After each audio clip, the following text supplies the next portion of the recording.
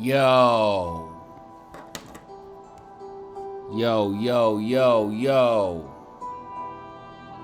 Welcome back to Son of a Preacher Man. As always, I'm your host, the inimitable, the unflappable, the uncanny, the unexpected, the undaunted, dauntless, y'all, the unstoppable,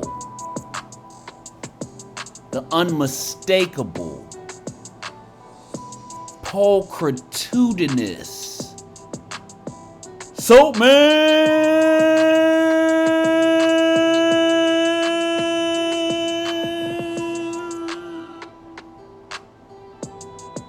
Here to clean your mouth out with another episode.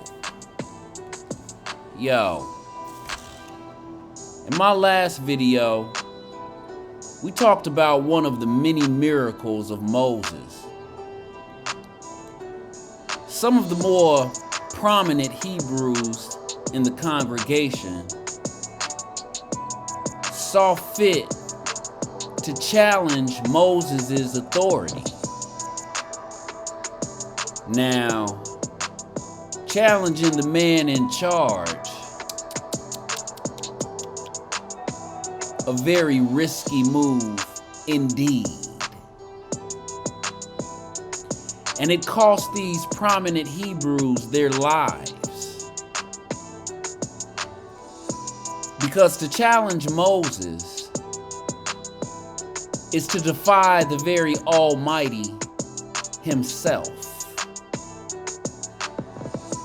It's been 38 years. It's been 38 years since Moses and the Hebrews left Egypt. And during that time, the Hebrews have done nothing but complain. Or as God likes to put it, murmur. They have done nothing but complain and murmur. They've done nothing but challenge Moses. And they've provoked God to anger. And he has punished them and plagued them and cursed them to die in the desert over a span of the next 40 years. And this includes Moses. What a tale full of twists and turns and unexpected outcomes. In this episode, The Wanderings, Part 7, Kings Sihon and Og. In this episode, we visit Moses and these Hebrews 38 years into their wanderings through the desert. The 40-year curse is almost spent. All the men God swore would not enter the promised land have died out. Miriam, too, Moses' sister, has passed. All have died. All except Moses and his brother Aaron. We begin in Numbers chapters 21, verse 10 through 14, and it reads, "And the children of Israel set forward and pitched in Oboth, and they journeyed from Oboth and pitched in Abarim." I don't know if I'm pronouncing that right. "In the wilderness which is before Moab, toward the sun rising." So we have an exact location as to where the Israelites are. "From thence they removed and pitched in the valley of Zered. From thence they removed and pitched on the other side of Arnon, which is in the wilderness that cometh out of the coast of the Amorites. For Arnon is the border of Moab and the Amorites. Wherefore it is said in the book of the wars of the Lord. And as you see, I have Amorites in big, bold, red print. This is a slide of the Middle East, modern day Israel. Also shown here are the territories of other nations like Jordan, Syria, and so on. Israel, at the time of Moses, was known as the land of Canaan or Canaan, and it is the promised land that Moses spoke of. It is the land that the Hebrews and Moses planned to invade and occupy. So, Numbers 21 leaves us with a couple questions. A few questions should come into your mind, and they are, what's going on? Where exactly are we talking about? And who are the Amorites? So in this slide of the Middle East, you see a map of modern day Israel along with bordering nations such as Syria and Jordan. Israel, at the time of Moses, was known as the land of Canaan. And it is the promised land that Moses spoke of. Now that should answer your first two questions. Where is it exactly that we're talking about and what's going on? So where we're talking about is the Middle East, modern day Israel, which back then would have been known as the land of Canaan. And the Israelites or the Hebrews are making their way that way to basically invade the land. Now the last question, or for the third question, who are the Amorites? And in order to answer that question, there's something you need to know. Israel, or the land of Canaan, is separated from Jordan, as you see here on the map. They're separated by the Jordan River. In ancient times, this land east of the Jordan River was called the land of giants. In Moses' day, this land was still considered the land of giants. And so the Amorites were the descendants of these giants.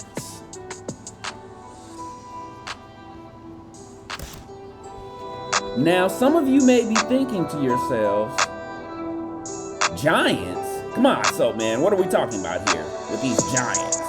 We talking about giants out of fairy tales here or what? Well, yes. And for those of you who do not believe in giants, or thought that they were merely the stuff of legend, I'd like to share a quote with you from the great Captain Barbossa of the Pirates of the Caribbean. He states, and I quote, "You best start believing in ghost stories, lassie. You're in one." So, we're talking about fairy tale giants. Fee-fi-fo-fum. I smell the blood of an Englishman. We're talking about giants. Now, normally, when we come to a part like this in the Bible, I'd come to a slide like this and I'd say, it's not about what the Bible says, it's about what the Bible means. But this doesn't exactly apply in this particular circumstance. Normally around this time, when I come to a particular part in the Bible that doesn't make sense, I show a slide like this one before proceeding to explain what the Bible really means. But not this time. This time the Bible means exactly what is written. So we're talking about giants. The big scary ones from the fairy tales. You know, the ones that eat you. Only these giants existed before the fairy tales were written. Ladies and gentlemen, these giants are where the fairy tales came from. They are the origin. They are the original source for the legends we now know today. In the days of Adam and Eve, Enoch, who is of the 7th generation of Adam, wrote of how the sons of God descended on Mount Hermon and slept with the daughters of men, spawning races of giants. These were ancient in Moses' days. These legends of giants, even in Moses' day, which is ancient to us, in Moses' day, these tales would have been ancient to him. But this land, even in Moses' day, was still considered a stronghold of these giant warriors. Now, the history of the Amorites dates back long before Moses and the Hebrews. Around 4,000 years ago, in fact, around the 18th century BCE, the Amorite hordes came out of their mountains and invaded the land of Babylon, as you see here on the map. If you can see my little arrow here. Sorry, be wise if it's too small. See it here? The Amorites occupied this area over here where the land of Canaan is, in Syria and Jordan.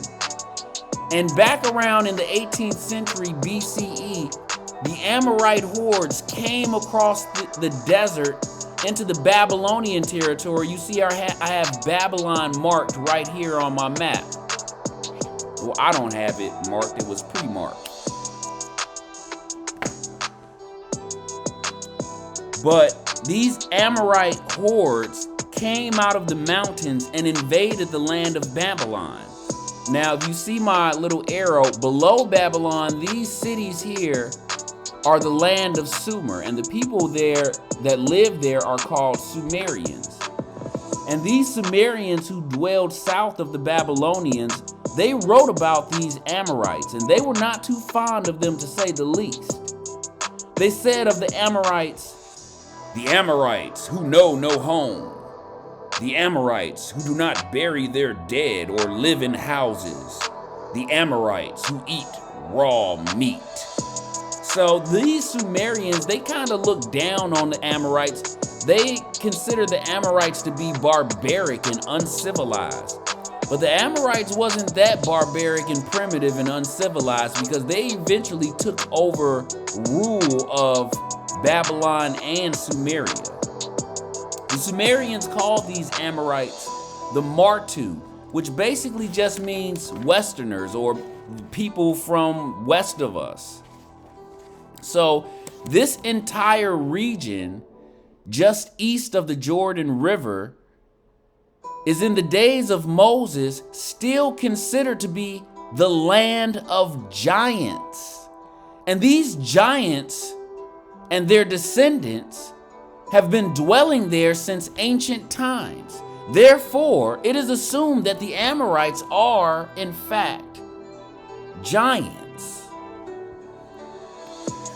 Now, remember some episodes ago, the Hebrews were attacked by a king Amalek and the Amalekites. And they were attacked as they were leaving Egypt. So the Hebrews know when they enter the land of Canaan, they're going to meet stiff resistance. And they're going to meet stiff resistance coming through the front door. So they approach the back door instead.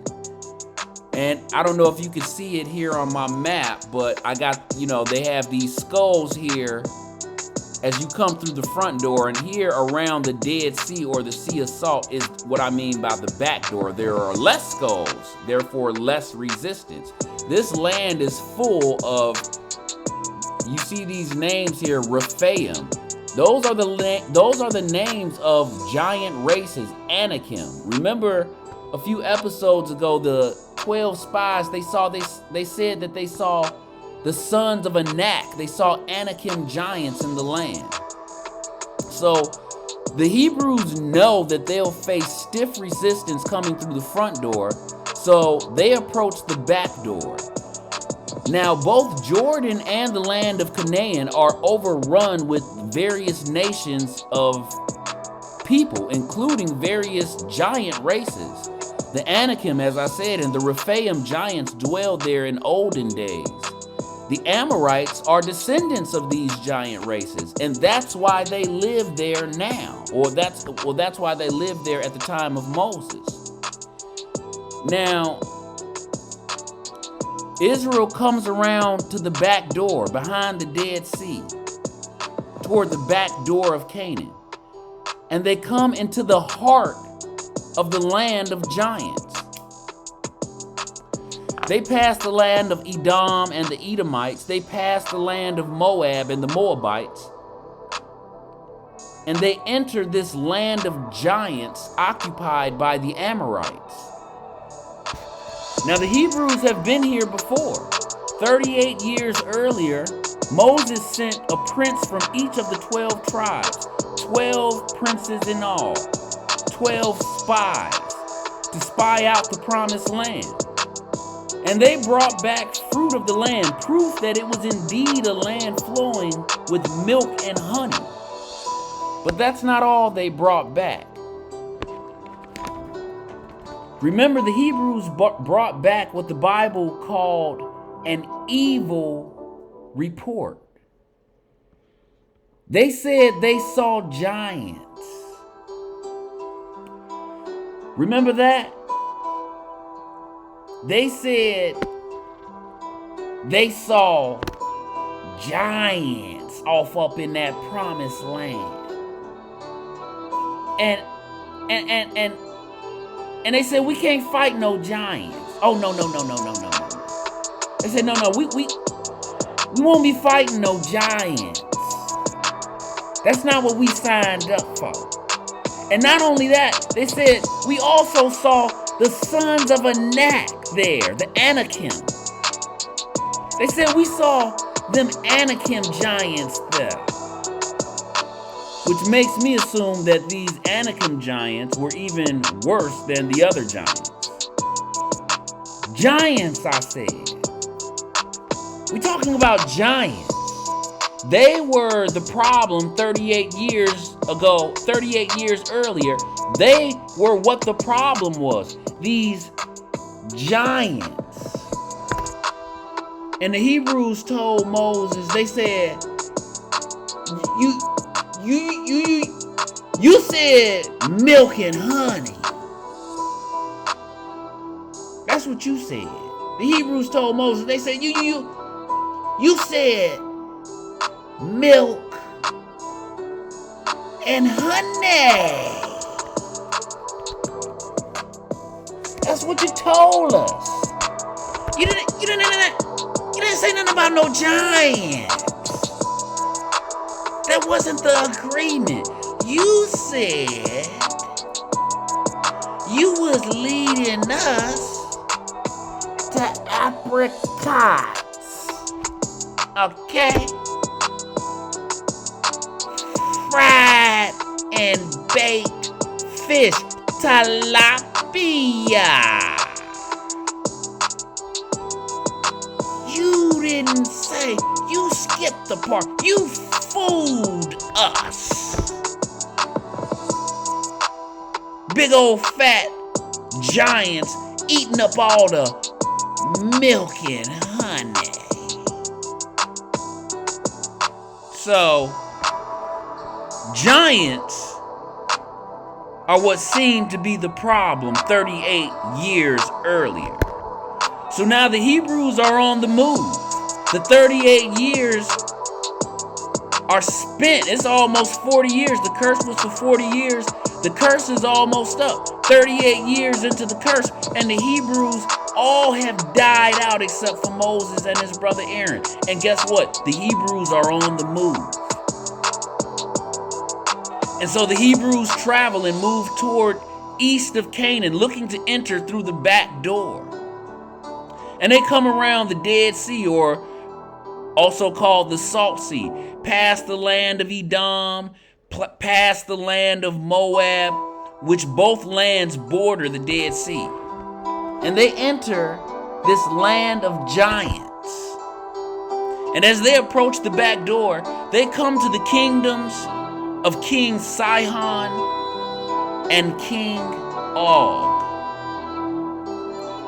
And their kingdoms sit one atop the other. King Sihon rules in the south at Heshbon. And just north of him, his brother King Og rules at Ashtaroth. These two kings, believed to be brothers, were giants. They were the descendants of giants. They were the descendants of the giants of old. The Nephilim, which lived in the days of Enoch, who spawned races of giants. These Amorites are their descendants. They are the descendants of those men of renown. And those men of renown back in Enoch's day brought about an age of blood and violence. An age of blood and violence so severe that God had to send a flood to wipe them out. And the Amorites are believed to be giants. They are occupying the land of giants. They've been there since the Hebrews first spied out the land 38 years earlier. They've been there 1,000 years before Moses was even born. Let me ask you something. If you go to a place called the Land of Spies, would you be surprised if you saw a spy there? If you went to a land called the Land of Ninjas, would you be shocked if you saw a ninja? If you went to a place called the Land of Squirrels, would you expect to see a squirrel? You get where I'm going? The place is literally called the Land of Giants. What do you think is there? 38 years earlier, the 12 spies spied out the land, and they said they saw giants in the Land of Giants. So therefore, these Amorites are assumed or presumably giants. And these are the people that the Hebrews will be facing before they even get to Canaan. And imagine these prospects for a moment. No wonder the Hebrews were scared. I know people, some of them friends of mine, that are absolute monsters. My African homie Ty, what up, Ty? A beast. He goes to the gym like almost every day. He's naturally a monster, and he goes to the gym almost every day. On top of that, a beast of a man. My cousin Chris, his father, my Uncle Clint, is the strongest human being I've ever met in my life, and his son Chris is just like him. My cousin Lil Man, his name is John, we call him Lil Man, a natural behemoth monster of a man. And I even met a 7-foot dude in Ohio once. They used to play in the NBA. A total freak of nature. All these men, both physically impressive and intimidating, all these men are between 6 and 7 feet. Most are under 6'4". From the looks of it, there's a lot of 6 and 7 foot individuals roaming through this land. And on top of that, there are giants. Okay, now let's not kid ourselves. We don't know what King Og or King Sihon looked like. But a safe assumption is that they were giants. They were the descendants of giants. They were occupying a place known as the Land of Giants. It's been called that for quite some time. For millennia upon millennia, it's been called the land of giants. And they are the rulers of that land. So it's safe for us to assume that these were rather large individuals. Numbers chapter 21 verses 18 through 26 read, and from the wilderness they went to Matana, and from Matana to Nahaliel and Badmouth. I'm almost positive I typed that wrong. I know it wasn't a place called Badmouth back then. That has to be a typo. Anywho, and it's from Bamoth. Ha! I typed it right the second time. It's from Bamoth. And from Bamoth in the valley that is in the country of Moab to the top of Pisgah, which typos, y'all. I'll read it right though. Which looketh toward Jeshimon. And Israel sent messengers unto Sihon, king of the Amorites, saying, let me pass through thy land. We will not turn into the fields or into the vineyards. We will not drink of the waters of the well, but we will go along the king's highway until we be past thy borders. And Sihon would not suffer Israel to pass through his border. But Sihon gathered all his people together and went out against Israel into the wilderness. And he came to Jahaz and fought against Israel. And Israel smote him with the edge of the sword and possessed his land from Arnon to Yabbah, even unto the children of Ammon. For the border of the children of Ammon was strong. And Israel took all the cities of the Amorites in Heshbon, and in all the villages thereof. For Heshbon was the city of Sihon, king of the Amorites, who had fought against the former king of Moab, and taken all of his land out of his hand, even unto Arnon. So, I have a map here for you, if you can see my little pointer. The Israelites, starting at the bottom of your screen, they come up, here's the Dead Sea. Here's the land of Canaan, modern day Israel. And the Israelites, or the Hebrews, they come up approaching the back door and they enter into the land of giants. And this land down here is ruled by King Sihon. And he rules, if you can see my little pointer here, he rules here at Heshbon. And so the Israelites come up, they send messengers to Sihon and Heshbon. Let me pass through your land. We will not disturb your land. We will not go.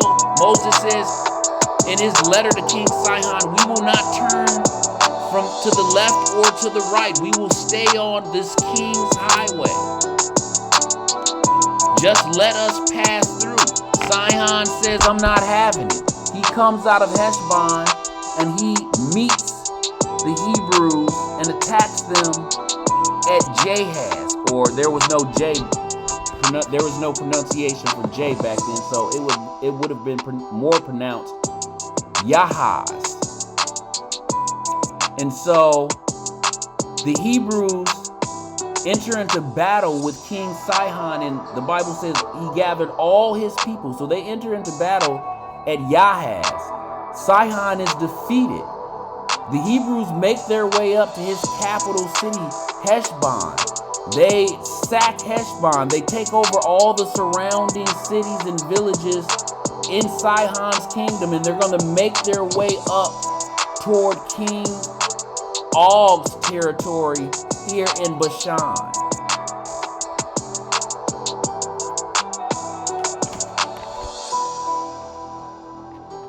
So, let me get my place here.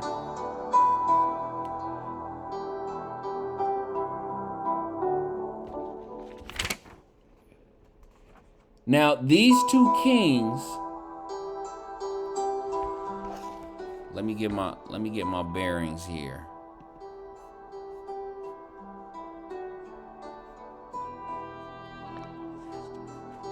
See, I was way off. Now,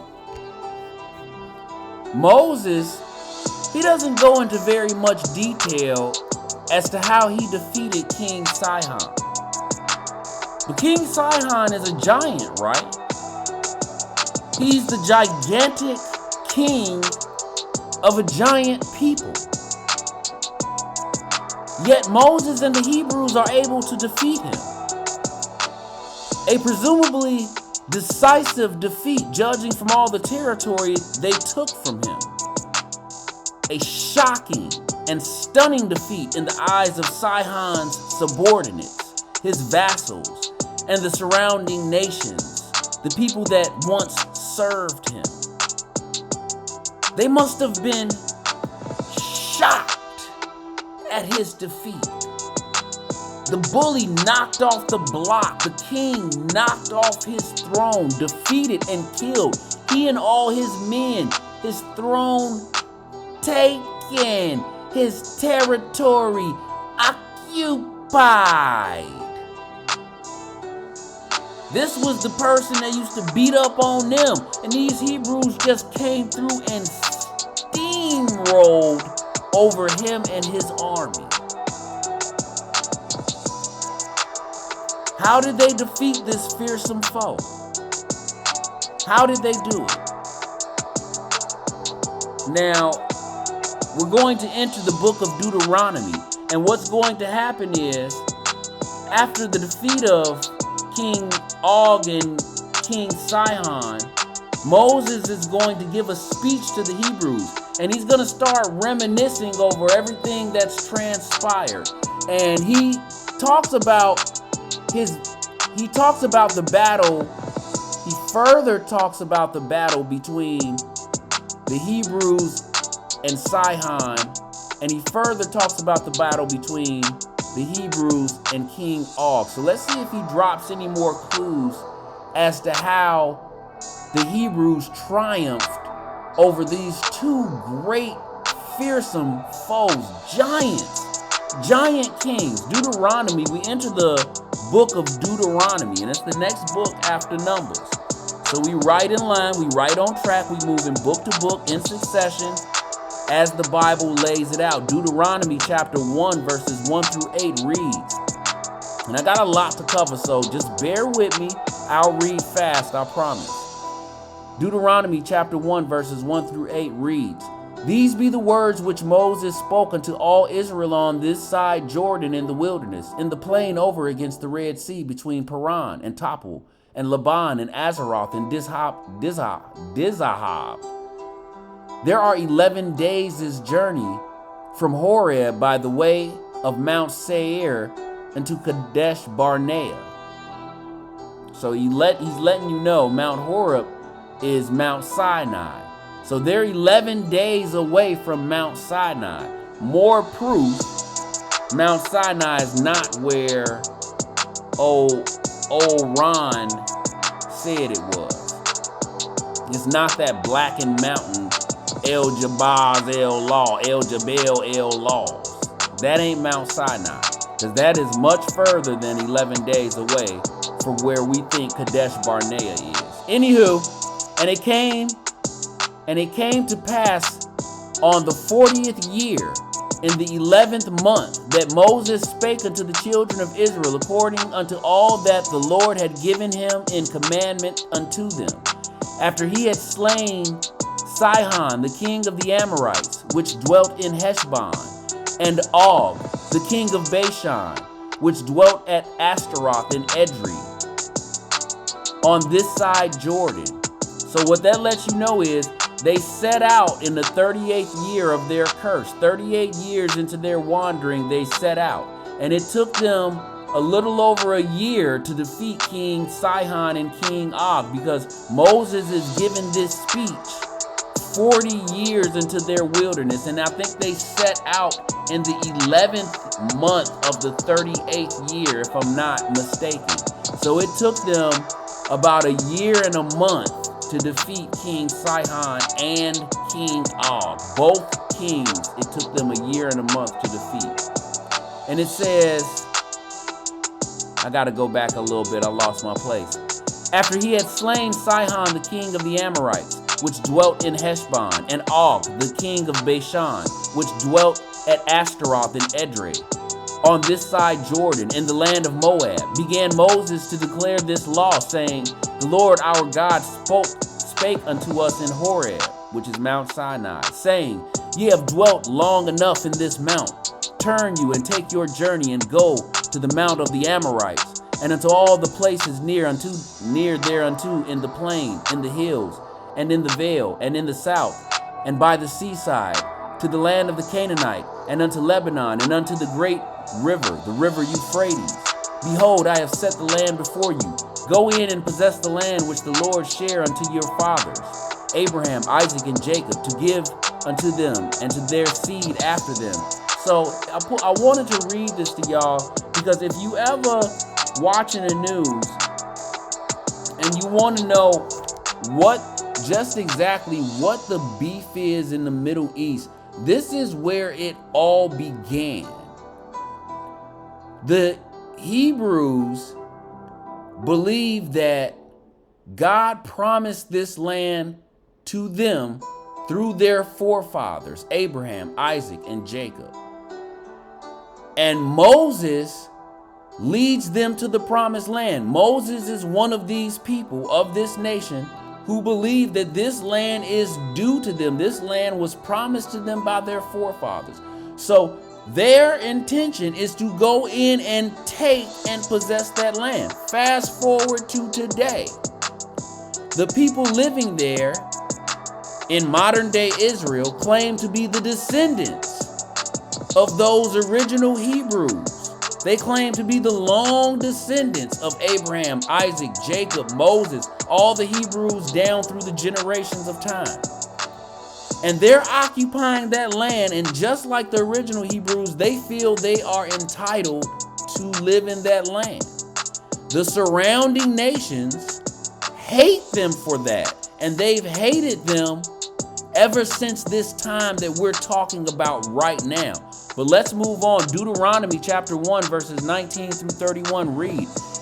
And Moses is still reminiscing over these past 40 years that have transpired. And he says, and when we departed from Horeb, meaning Mount Sinai, we went through all that great and terrible wilderness, which ye saw by the way of the mountain of the Amorites, which the Lord our God doth give unto us. Behold, the Lord thy God hath set the land before thee. Go up and possess it, as the Lord God of thy fathers hath said unto thee.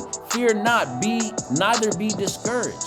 And ye came near unto me, every one of you, and said, we will send men before us, that they shall search us out the land, and bring us word again by what way we must go up, and into what cities we shall come. And the saying pleased me well. And I took 12 men of you, one of a tribe, and they turned and went up into the mountain, and came unto the valley of Eshcol, and searched it out.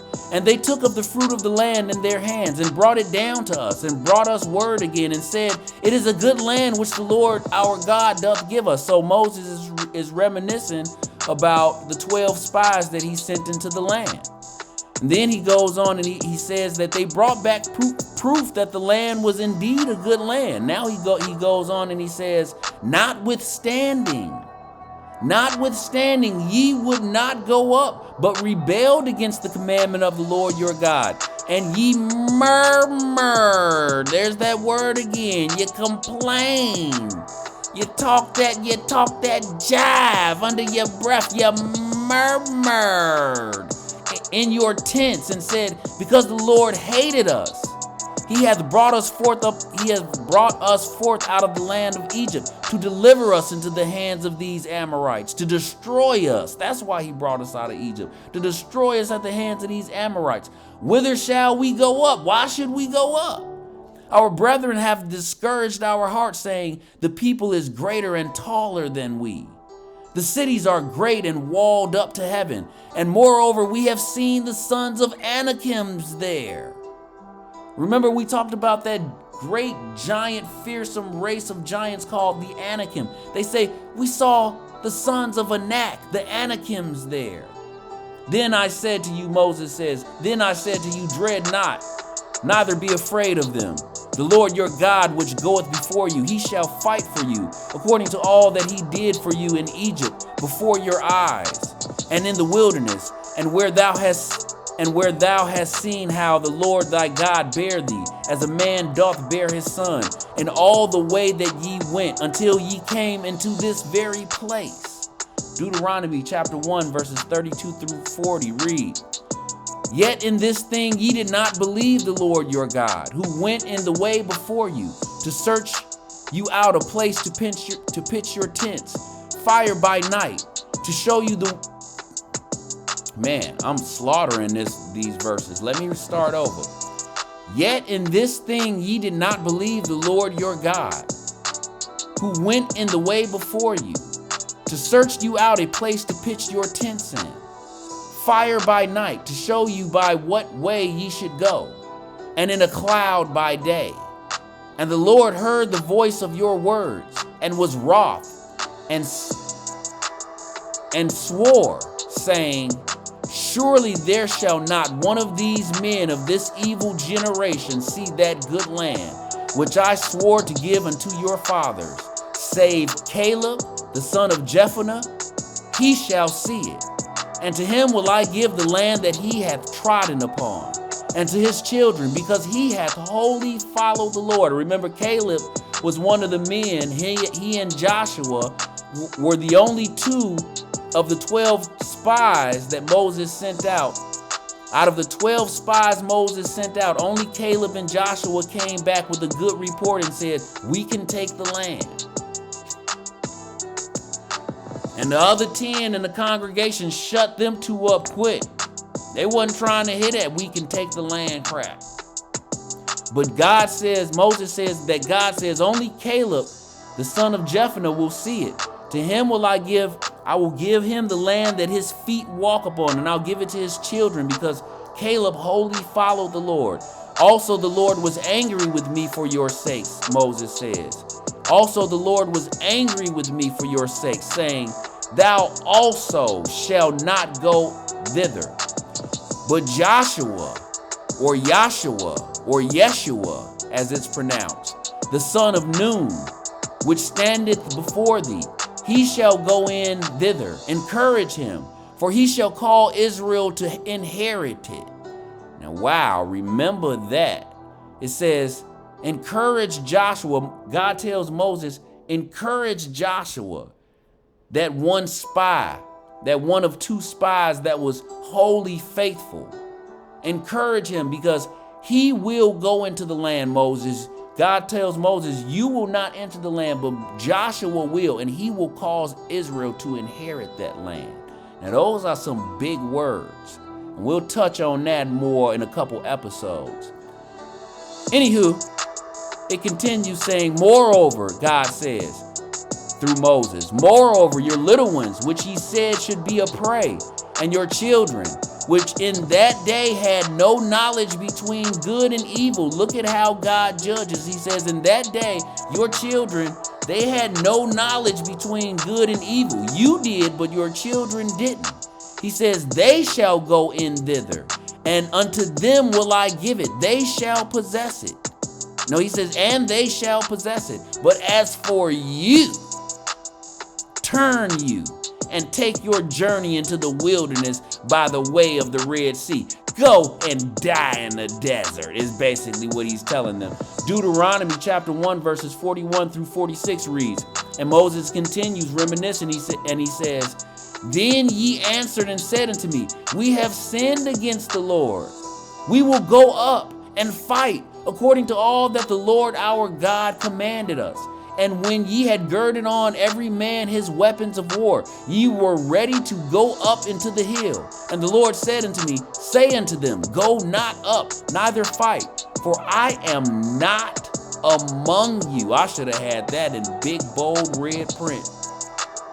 God tells Moses to tell the Hebrews, it's too late. I've already cursed you. They try to, once they see that they've pissed God off, they try to reconcile and go fight in spite of being already cursed. And God tells Moses, the Bible says, And the Lord said unto me, Say unto them, go not up, neither fight, for I am not among you, lest ye be smitten before your enemies.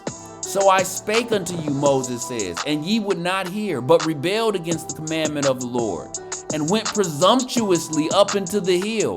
And the Amorites, which dwell in that mountain, came out against you, and chased you as bees do. Is Moses jiving right now? Is he jiving? And destroyed you in Seir, even unto Hormah. And ye returned and wept before the Lord. But the Lord would not hearken to your voice, nor give ear unto you. So ye abode in Kadesh many days, according unto the days that ye abode there. So we learn something very interesting here as Moses is reminiscing. Moses gets to reminiscing about what's happened and tells us something we did not know before. He talks about how the Hebrews, after challenging Moses, after chickening out of the initial fight, after telling Moses, no, we saw giants, and we can't fight no giants. God is pissed off. He curses them to dwell in the desert and die for 40 years. Says, yeah, the very kids that you was afraid for, that said you said your kids gonna be prey, them the people that I'm gonna give the land to. God curses them to die, and they went and tried to fight anyway. They said, okay, no, we sorry, we didn't mean it. We gonna go fight, we'll go fight. And God says it's too late. And so they went and tried to fight anyway. And Moses says, them Amorites, them boys, them corn-fed behemoths, them ginormous milk and honey sopping up all the milk and honey. Moses says them Amorites came up out of them mountains and chased y'all like bees. Moses is jiving. Moses is getting his jive on. Moving on, Deuteronomy chapter 2, verses 1 through 5 read, and then we turned, and took our journey into the wilderness by the way of the Red Sea, as the Lord spake unto me. And we compassed Mount Seir many days. And the Lord spake unto me, saying, ye have compassed this mountain long enough. Turn you northward, and command thou the people, saying, ye are to pass through the coast of your brethren, the children of Esau, which dwell in Seir.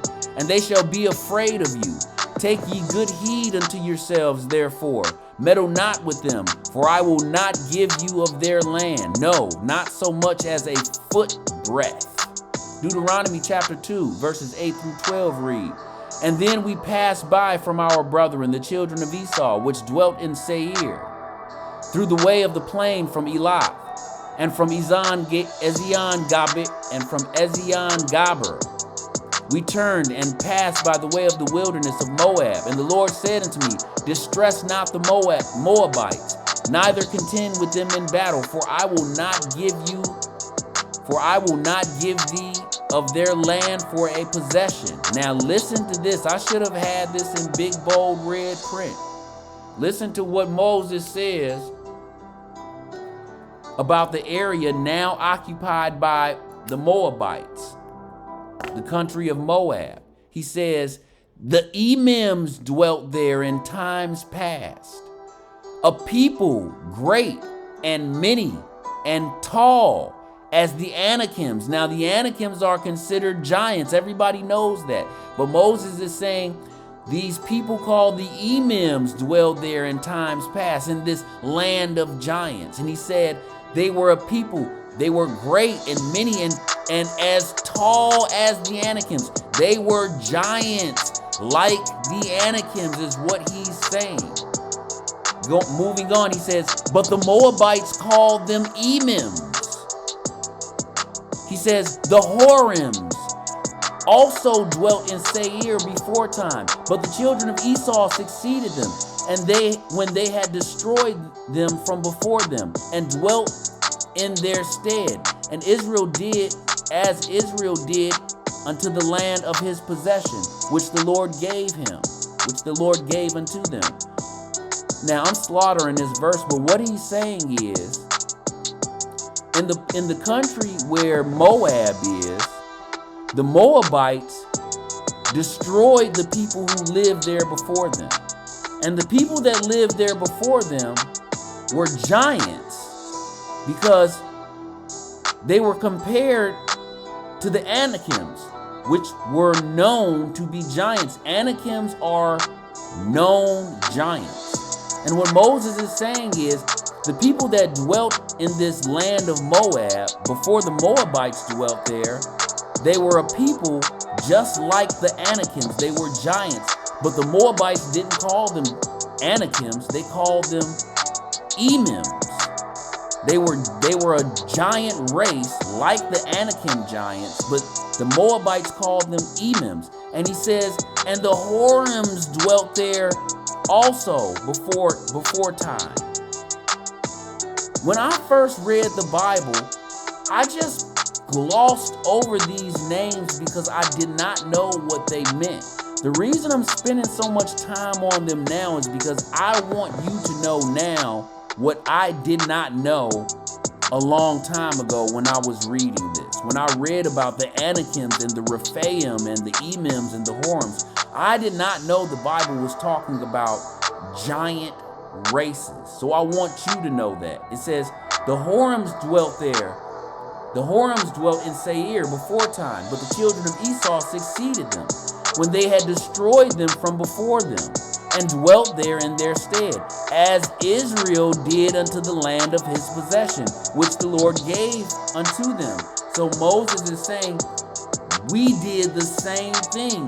We destroyed the giants before us and dwelt in their land, just like Esau destroyed the giants before them and dwelt in their land, just like Moab destroyed the giants before them and dwelt in their land. Deuteronomy chapter 2, verses 16 through 23 reads, so it came to pass, when all the men of war were consumed and dead from among the people, that the Lord spake unto me, saying, thou art to pass over through Ar, the coast of Moab, this day. And when thou comest near, and when thou comest nigh over against the children of Ammon, distress them not, nor meddle with them, for I will not give thee of the land of the children of Ammon any possession, because I have given it unto the children of Lot for a possession. That also was accounted as a land of giants, meaning, and you'll see on my map, the territory of Ammon or Ammon is marked off. All of this territory is considered the land of giants. It was overrun by giant races. Not to say only giants lived there, but it was dominated since days ancient to Moses. It had been dominated by giants. That's why it's called the land of giants. So it says, God tells Moses to tell the children of Israel, don't mess with the children of Edom in their land. Don't mess with the children of Moab and the Moabites in their land. Don't mess with the children of Ammon or Ammon in their land. You can't have it. I'm not giving you not even a foot, not even the length of a foot am I giving you any of their land. He gives them specific instructions and specific boundaries for the land he's going to give them, that they are to inherit. And so it says, for I will not give thee of the land of the children of Ammon any possession, because I have given it unto the children of Lot for a possession. That also, meaning the land of Ammon, was accounted as a land of giants. Giants dwelt there in old time. And the Ammonites called them Zamzumims. a people great and many and tall as the Anakim. See, you'll see these giant races constantly compared to the Anakims because the Anakims are the quintessential giants. They are the standard to be compared to. But the Lord destroyed them before them, and they succeeded them and dwelt in their stead, as he did to the children of Esau, which dwelt in Seir, when he destroyed the Horims from before them, and they succeeded them, and dwelt in their stead, even unto this day. And the Avims, he gets the naming off all these giant races, and the Avims, which dwelt in Hazarim, even unto Azah, the Caphtorims, which were, the Philistines came from these Caphtorims. He says, the Caphtorims, which came forth out of Caphtor, destroyed them and dwelt in their stead. The Philistines are the descendants of Caphtor. Deuteronomy chapter 2, verses 24 through 30 read, Rise ye up, take your journey, and pass over the river Arnon. Behold, I have given into thine hand Sihon, the Amorite, king of Heshbon. Okay, here we go. This is the part we want to get to. Moses says, Rise up, take your journey, and pass over the river Arnon. Behold, I have given into thine hand Sihon, the Amorite, king of Heshbon, and his land. Begin to possess it, and contend with him in battle. Look at the order that it gives. It tells the Hebrews, Moses says, as he's reminiscing, I told you to possess his land and contend with him in battle. So they start occupying and taking his land. That's why he came out to fight. Folks, you better off fighting a battle holed up in your house. You are better off defending your keep. Let the enemy come to you. You will see when I do this video, this episode called The Art of Spiritual Warfare, we gonna talk about Moses and how Moses, his MO, his motif operandi is to trap people.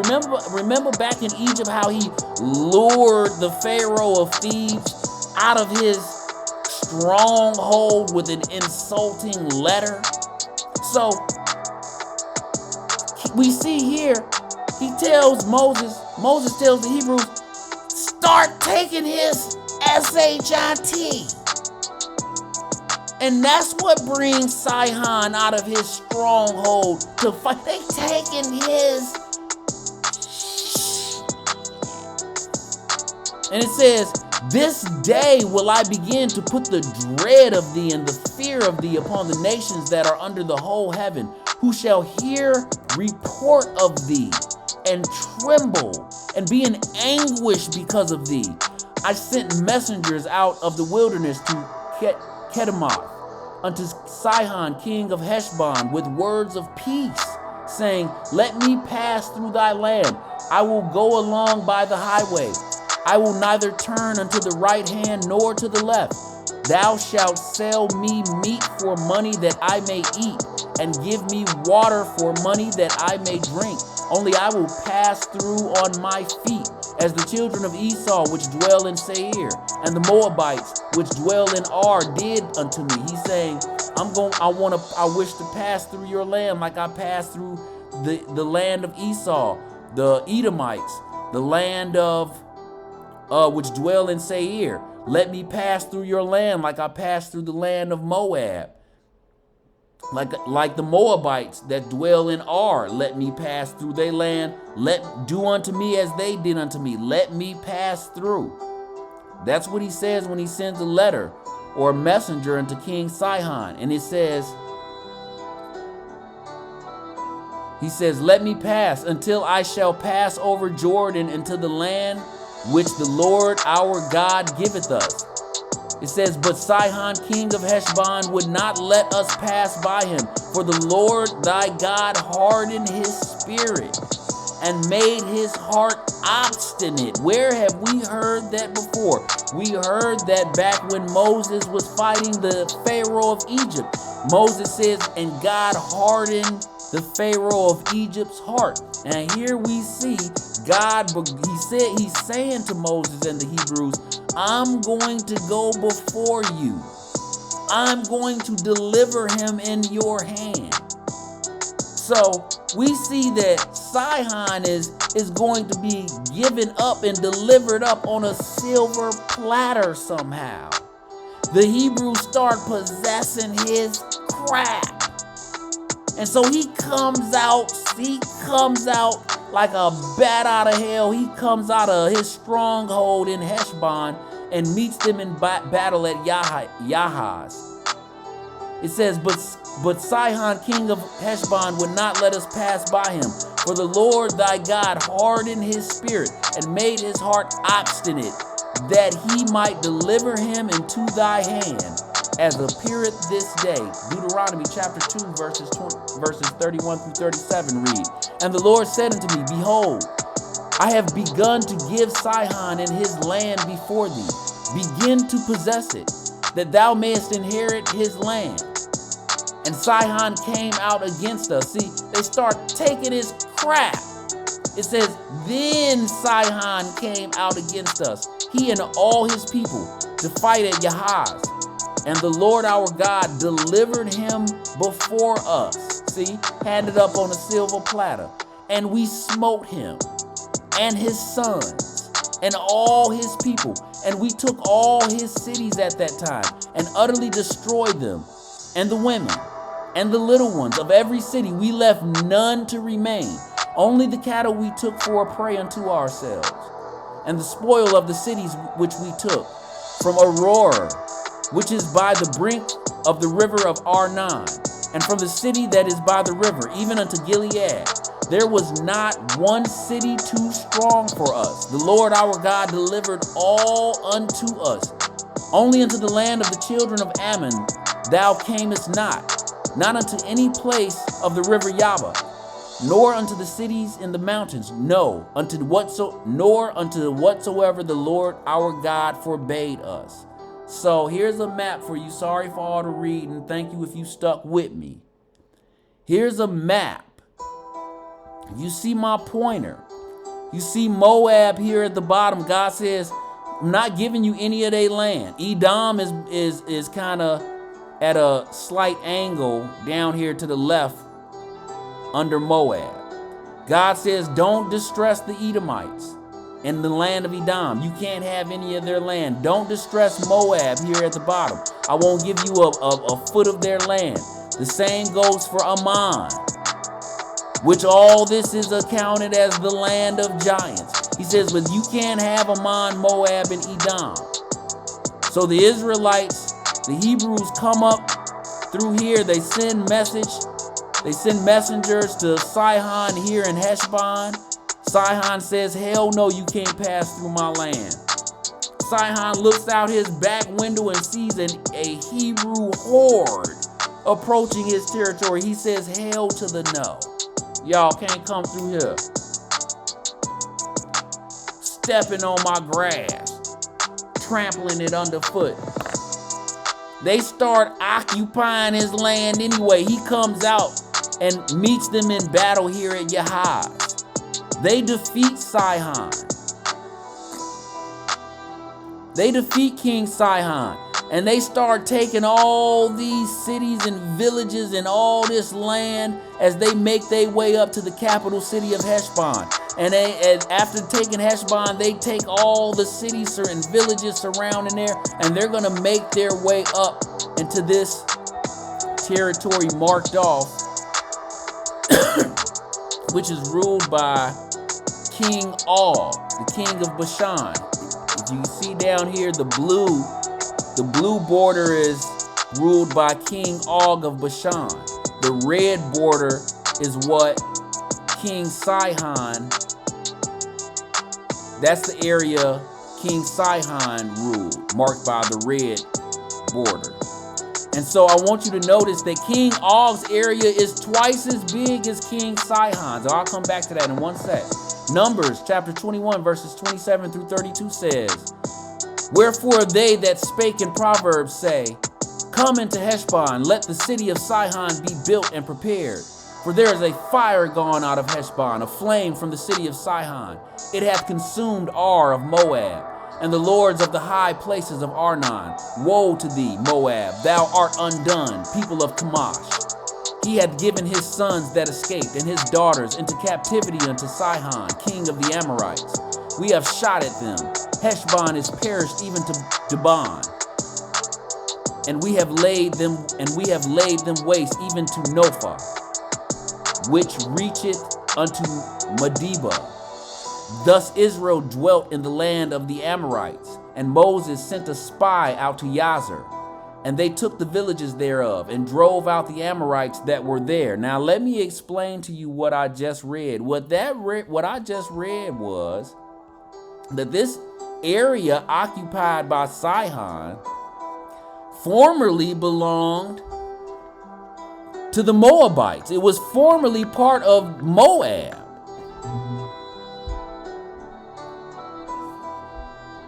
But Moses lets us know that Sihon defeated the Moabites and took that land out of their hands.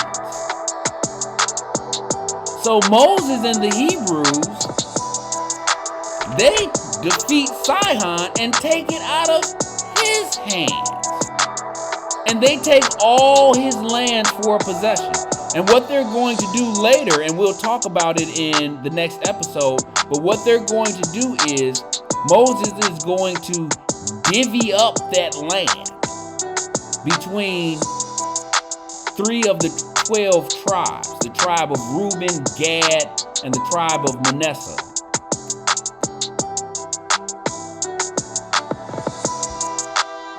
Sorry.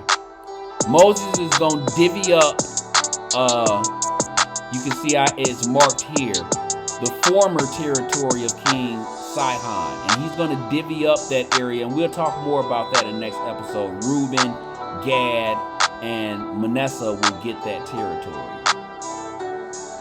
So we see that King Sihon took these lands from the Moabites, and he did it in such a fashion that it was legendary. The event was recorded in poems and songs. It was like a big event in ancient times. It must have been like a huge slaughter, a huge battle. It was a legendary battle that it was remembered in poem and in song, probably because people weren't writing back at that time. Numbers, moving on now. Numbers chapter 21 verses 33 through 35 read, and they turned up and went by the way of Bashan, and Og, the king of Bashan, went out against them, he and all his people, to the battle of Edrei. I got that spelled wrong. I got Eddie, it's Edrei. To the battle at Edrei. And the Lord said unto Moses, fear him not, for I have delivered him into thy hand, and all his people, and his land. And thou shalt do to him as thou didst unto Sihon, king of the Amorites, which dwelt at Heshbon. So they smote him and his sons and all his people, until there was none left him alive, and they possessed his land. Now, it's something I want you to take note of. God tells Moses of Og, king of Bashan. God tells Moses, fear him not. Why would God tell Moses not to fear Og? Why would God tell Moses, don't be afraid of him? What is it about this Og, king of Bashan? He appears to me to be the stronger and more powerful of the two rulers. You would think he would pose more of a threat. You would think he would put up more of a fight. After the Hebrews defeat King Sihon at Yahaz, they travel up into the land of Bashan, still in the land of giants, and they do battle at Edrei with King Og, king of Bashan. Now remember, when God told Moses and the Hebrews to go fight King Sihon, they said, go begin to possess his land. I'm going to deliver him into your hand. Now will I begin to put fear in these surrounding nations. Do you think that when King Sihon was defeated, do you think that sent a shockwave throughout the land? Do you think Og, king of Bashan, might have been a little shook? Because they didn't send a letter to King Og. He came right out and attacked. He came out of his stronghold, capital city at Ashtaroth, and did battle with the Hebrews at Edrei. Edrei is not his capital city. I'm not saying it's not a stronghold. All of these cities and villages are walled and fenced in. But Edrei is not Og's capital city. Ashtaroth is. But out of the two kings, you would think that Og was the more powerful of the two Amorite kings. You think he posed more of a threat. Now I say that Og was the more powerful of the two kings because he held twice as much land as his brother. If you look at my map here, the territory formerly held by King Sihon is marked off in orange. It's the orange border. It goes all the way up here and borders King Og's territory. But King Og's territory, which is in blue, it's twice the size of King Sihon's territory. You could literally fit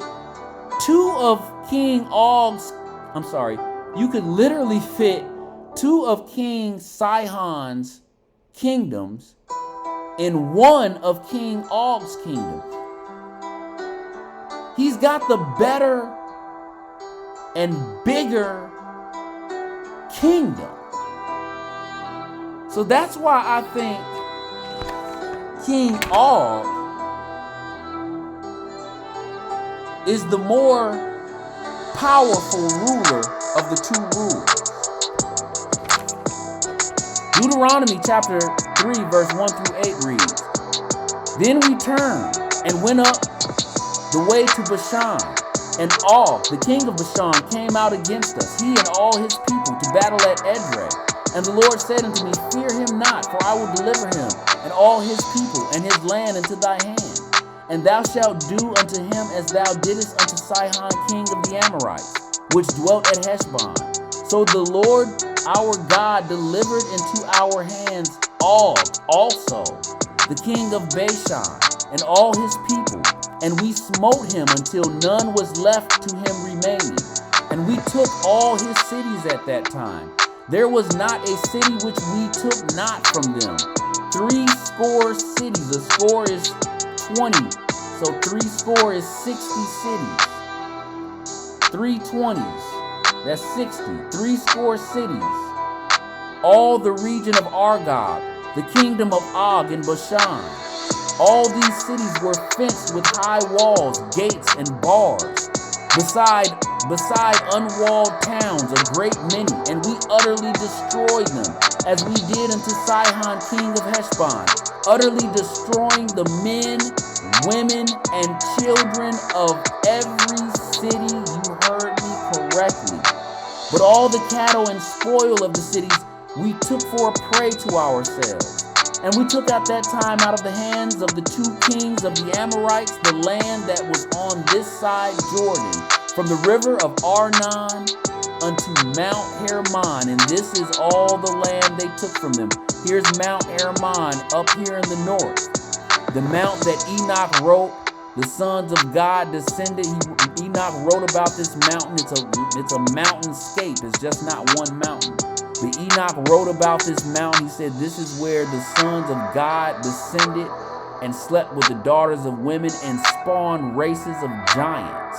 And all this land around Mount Hermon, northwest, east, south, was considered the land of giants. And this is Canaan on the left side of the Jordan River. You see marked here, Jordan River, dividing the land of Canaan from the land of Jordan.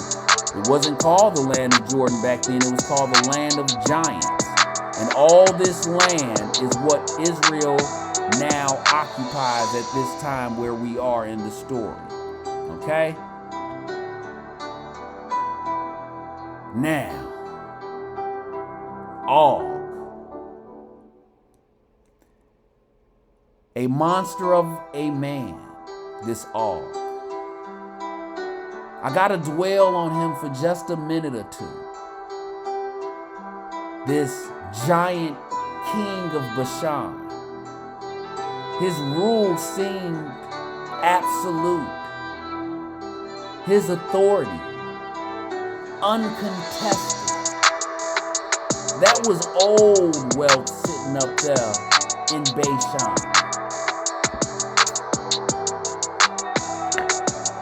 He was sitting fat. King Og was sitting pretty. He was the big hound on the block.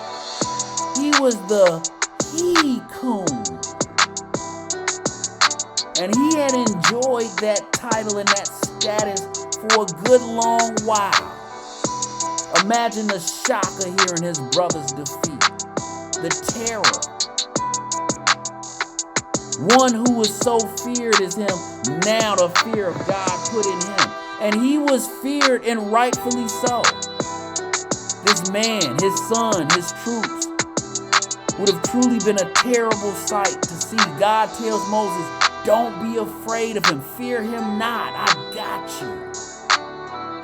Remember a few episodes back, I asked you, I think it was episode 34. I asked, what was your idea of an ancient warrior? What would an ancient warrior look like in your mind? Well, none of us would have thought to ourselves or ever imagined the behemoths these Hebrews were now facing. But somehow, they defeat King Sihon and King Og. And Moses doesn't really say how. Not really. He doesn't go into detail on how they did it. But oh, to have been a fly on the wall during that battle when Og was defeated. It must have been a sight to see. Or so you may think. Because this is Moses we're talking about. And because this is Moses we're talking about, and we know how he gets down, we know how he fights, we know how he likes to set traps and pull the rug from under your feet, it may not have been that spectacular of a battle. Remember how he pulled the rug from under Korah, Abiram, On, and Dathan? Remember, I think that might have been what episode 34 was. He literally pulled the earth from under their feet. In my episode on the many miracles of Moses, that was is that the last episode? No, that was the episode before last. That was episode 34, the many miracles of Moses. He literally pulled the earth rug from under his adversary's feet. So we know how Moses gets down. It might not have been that spectacular of a fight. Because we know Moses is a genius. Yeah, I went there. Now, there is this old rabbinical tale that is so silly, I almost didn't even want to include it in this episode. And it tells of Og's defeat at the hands of Moses. And what it says is that Og positioned himself on a narrow passage that he knew that the Hebrews had to come through, and he picked up a rock, or like the side of a mountain that was like over a mile long, and he held it there and lied in wait for the Hebrews to come through this narrow ravine or this narrow passage, and he was going to wipe them out in one fell swoop with this humongous side of a mountain that he held, because that's just how big of a giant he was. And I don't know what Moses did. He either tickled him and made him drop the rock on his neck, or like he hit him with his staff, or zapped the rock with his staff, or hit the rock with his staff, you know, and somehow the rock cracked and or all lost like the balance of the rock, and somehow the rock comes crashing down on his neck, breaking his neck and killing him. That's the old rabbinical tale. So it's a good thing I don't believe in fairy tales, okay? These tales, they can't help but come about. They can't help but be told. Such tales come about as the result of great deeds. And Moses has accomplished many great deeds. He has accomplished such deeds to which his name will be attached to myths and legends like these forever. Deuteronomy, we almost through here. We coming to a close, y'all. Bear with me. We coming to a close. Deuteronomy chapter 3, verses 11 through 13 read, "For only Og, king of Bashan, remained of the remnant of giants. Behold, his bedstead was a bedstead of iron. Is it not in Rabbah, and the children of the children of Ammon? 9 cubits was the length thereof, and 4 cubits the breadth of it, after the cubit of a man. And this land, which we possessed at that time, from Aurora, which is by the river Arnon, and half Mount Gilead, and the cities thereof, gave I unto the Reubenites, and to the Gadites, and the rest of Gilead, and all Bashan, being the kingdom of Og, gave I unto the half tribe of Manasseh, all the region of Argob, and with all Bashan, which was called the land of giants." So, though I don't buy the rabbinical tale of how Moses defeated Og, I do buy this. Listen to what Deuteronomy chapter 3, verses 11 through 13 says. It says, I'm just going to read the top part, the first half. It says, "For only Og, king of Bashan, remained of the remnant of giants." So it's telling you that Og, king of Bashan, he is separate. He is set apart. He is special. He is the last of a dying breed. It says, "For only Og, king of Bashan, remained of the remnant of giants. Behold, his bedstead was a bedstead of iron. Is it not in Rabbah, of the children of Ammon? 9 cubits was the length thereof, and 4 cubits was the breadth thereof." Translated, that is around 13 feet long, 6 feet wide. So, I do buy this. Moses gives the exact measurements of Og's bed in such a way that he makes it highly believable. 9 cubits long, 4 cubits wide, translates to about 13 feet long, 6 feet wide, depending on the size of the cubit. A cubit could be, depending on the time and depending on the person doing the measuring, could be anywhere from 17 inches to 21 inches. It is believed that this man laid in a bed of iron, 13 feet long, 6 feet wide. What the hell sleeps on that? Here's another thing. King Og was royalty. And all his furniture, along with all his clothes and armor, all of that would have been tailor-made to fit his needs. His weapons, his horse, or his chariot, and yes, even his bed. All of those would have been custom jobs. If his bed was 13 feet long, well, then you're talking about a 12-foot giant. Think about when you lay in your bed. How much room is at the foot and at the top? And this is a king. His bed would have been tailor-made to fit him. I give him 6 inches at the top, 6 at the bottom. You're talking about a 12-foot man. The bed was made of pure iron. Now, he probably had animal skins atop it, but think about the weight that needs to be supported. They chose a bed of iron. King Og was a giant in every sense of the word. Moses makes this clear. God tells Moses, be not afraid of this man, of this giant, of this last of the remnant of giants.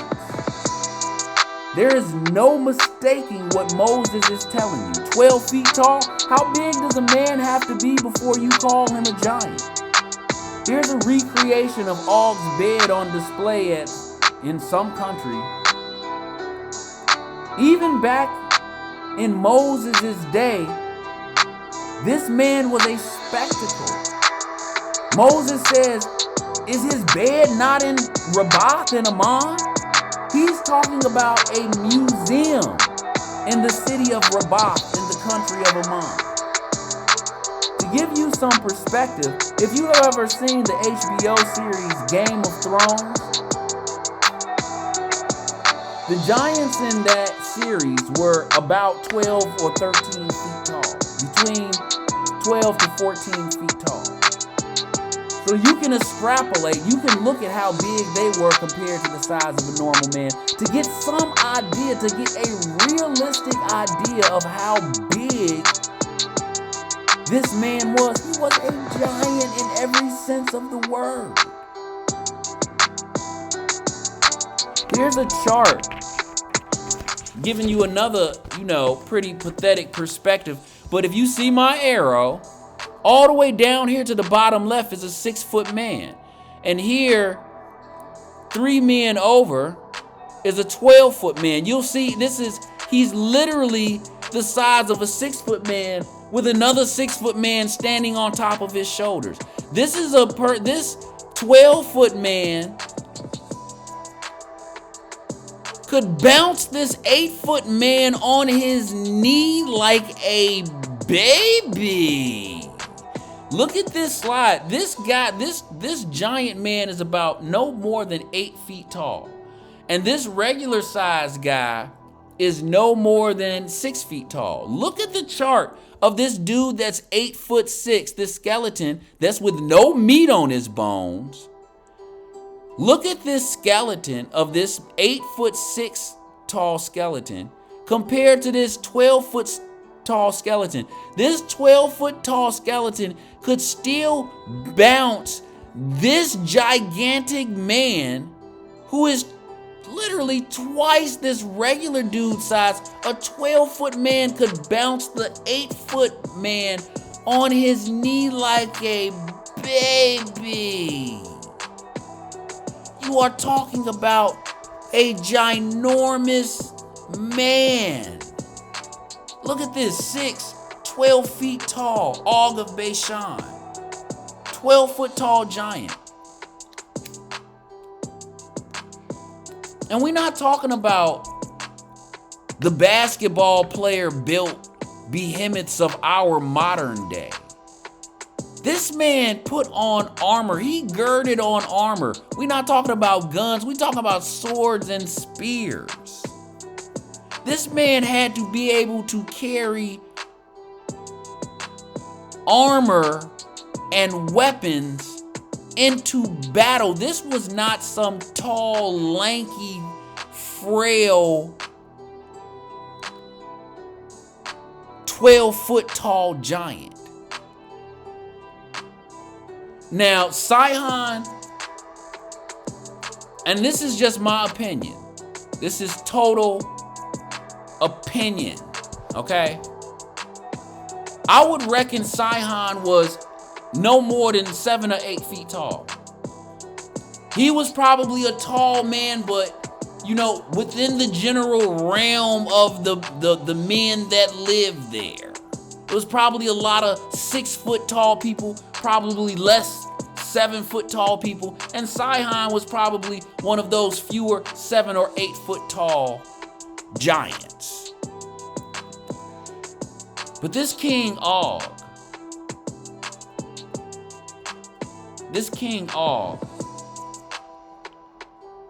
he was different. 12 feet tall. Come on, man. You talking about somebody who could uproot a tree. Literally. Not being facetious. Not a figment of your imagination. You're talking about, I don't even have the words for it, a monstrosity. A terror to look upon. A terror for him to look upon you. 12 feet tall, that is something else entirely. Ladies and gentlemen, we've come to the part where I thank you for joining me for this episode of Son of a Preacher Man. Before I go, I just want to show y'all this quick slide of how the Hebrews, it's a beautiful map of how the Hebrews will eventually divide up all the land of Sihon, Og, and the land of Canaan into the 12 tribes. So take a little gander at it, you know what I'm saying? If you're interested, you know, you can always pause here and or run it back or use this as a reference. But it's a pretty accurate map. It's got all 12 tribes and where they end up settling at once all this is done. But we gonna go through it piece by piece, if you don't mind. Now, one last thing before I go. I always like to pull these Bible stories out of this book and bring it into real life. And so before we go, I just want to leave you with a thought. And the thought is a question. How real is this story? How true can it be? What can we see or learn today that may give us some clues to the veracity of what the Bible claims? What you're looking at is a slide of a picture in the area formerly known as the land of giants. And what this is called is a dolmen. And there are hundreds of these things scattered all throughout this land.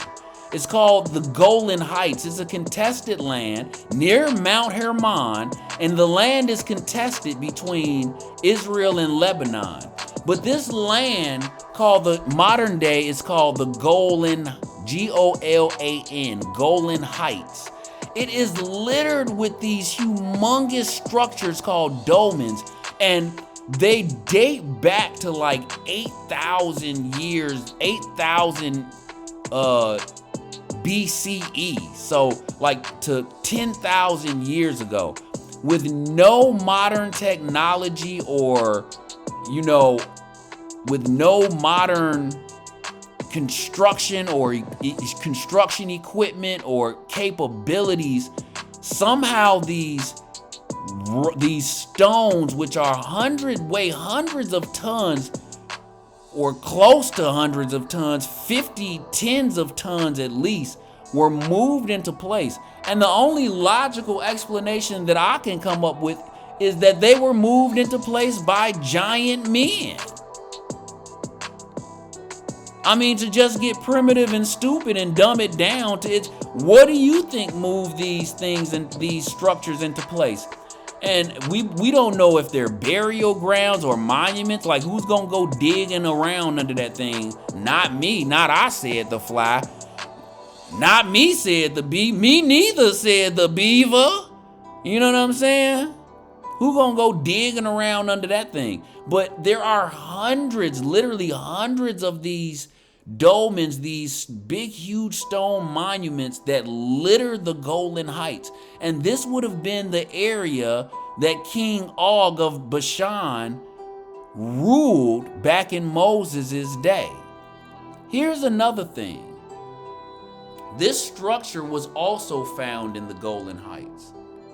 And this is an aerial view. And this it's a rather large, humongous structure. Don't let the eye fool you. These rings, these piles of rocks that have been formed into rings, the outer rings are like 8 to 10 feet tall, you know, and the inner ring at its center is like almost 15 feet tall. And there are tunnels and passages and compartments underneath this stone structure, this stone monument. We don't know, or scientists or archaeologists rather, do not know if this was built as a place of worship or if it was a burial ground or if it was both. But a lot of people suspect that this may be the burial place of King Og of Bashan. Now, that's a stretch, I'll admit. But what if it is?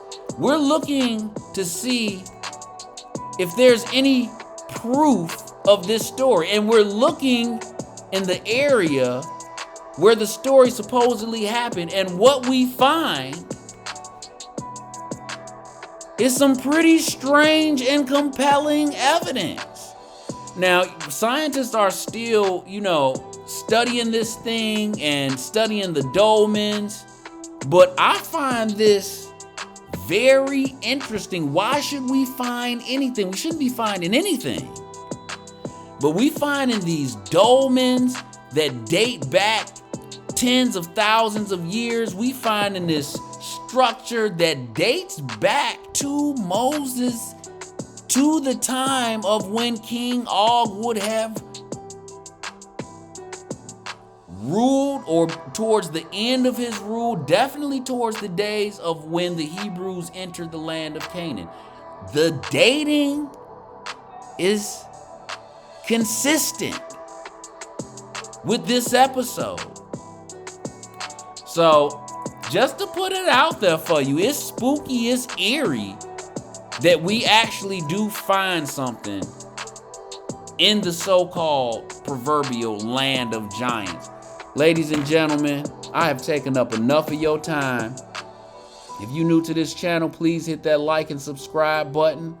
If you have any questions, comments, insults, accolades, or just want to chop it up with the Soap Man, please leave a comment in the comments section. Until next time, I'll see you. Same soap time, same soap channel. We out.